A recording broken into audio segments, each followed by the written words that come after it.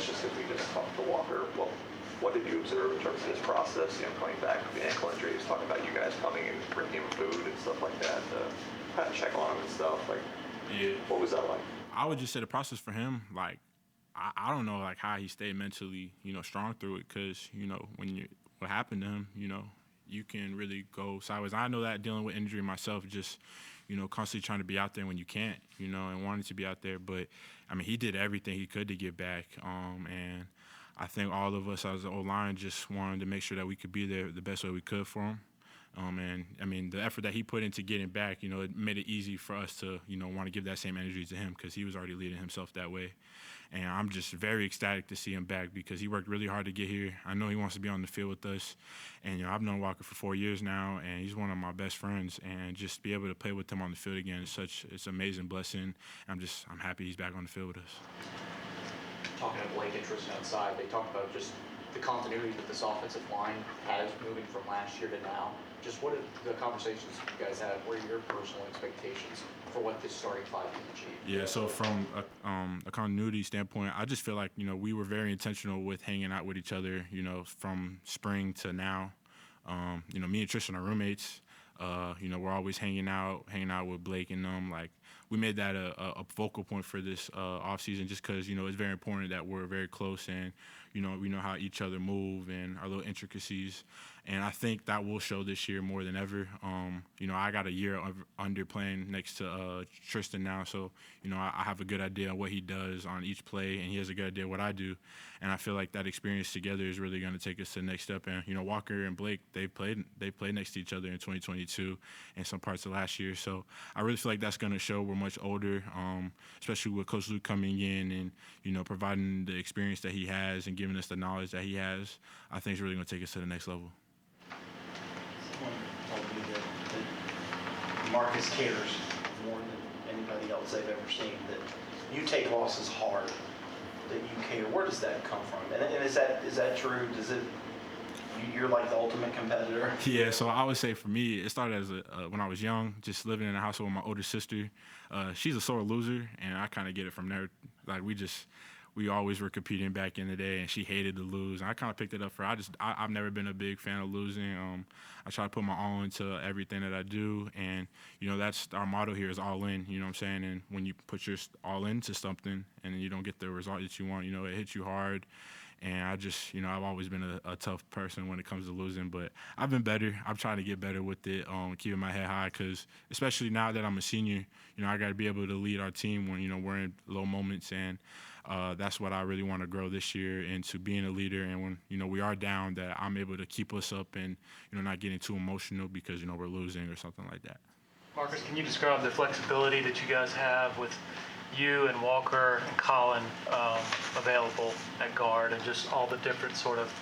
Well, yeah, I think the flexibility is huge for us, especially as we're playing more games this year. And, Colin being able to fill whatever spot on the O-line, him being able to play left tackle, left guard, right tackle is huge for us. With me and Walker, we're guys that have been, injured before, and we played a lot of snaps and stuff like that. I think it would be huge that he can come in and fill those spots. And even for me, I could, kind of play left tackle when I need to. Walker could play right tackle when he needs to. Us just having that ability to do that is going to be huge for our line. I think it's going to push a lot of the other guys in the room to, step up their game, and I think that it's already shown, what I'm saying? And I think that's just a testament to the training that we put in the offseason, especially with, Colin and Walker really just, not just being a robot in one position, learning every position they can.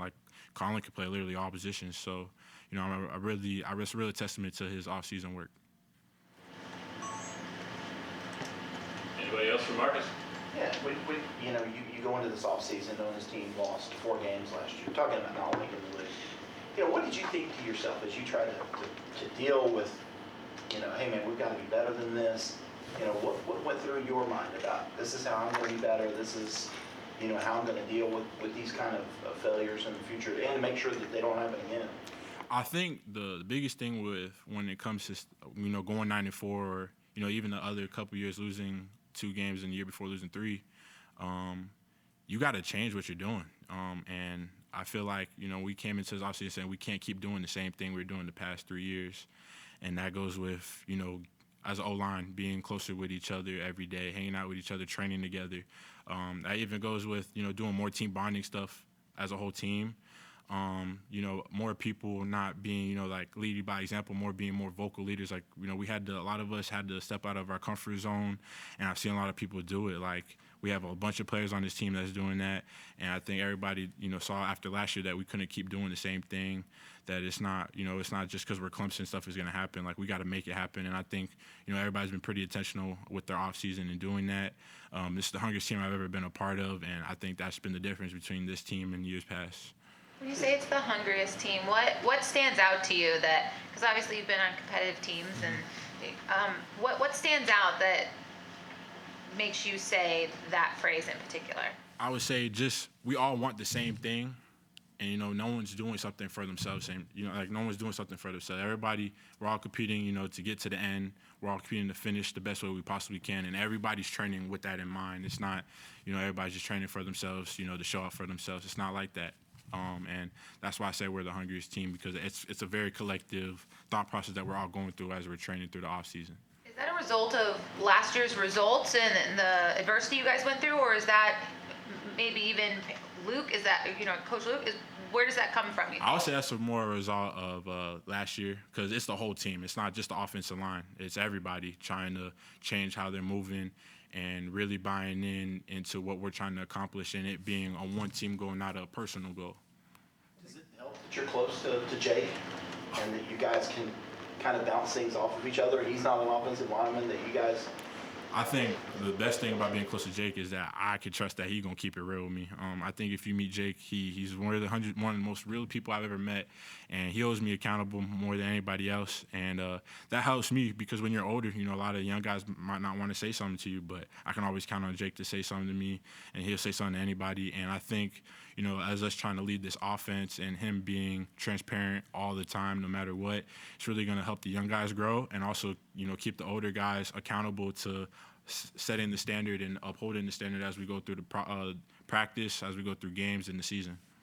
When you're talking about Phil off the ACC media days, he was talking about there being more like player-led meetings in terms of, going over plays and talking about things. And Cade, I think, was really kind of at the head of those meetings and really taking charge. I mean, I don't know if it's just skill players and offensive linemen were there too, but how much has that been different in terms of the number of meetings and guys getting together and trying to work that out? Well, that's what I would say. Like, that's the change that I feel like we went from last year to this year. And Cade, you were really taking initiative and, scheduling those meetings to, go over whatever it is, routes, playbook, coverages, or just team mentality.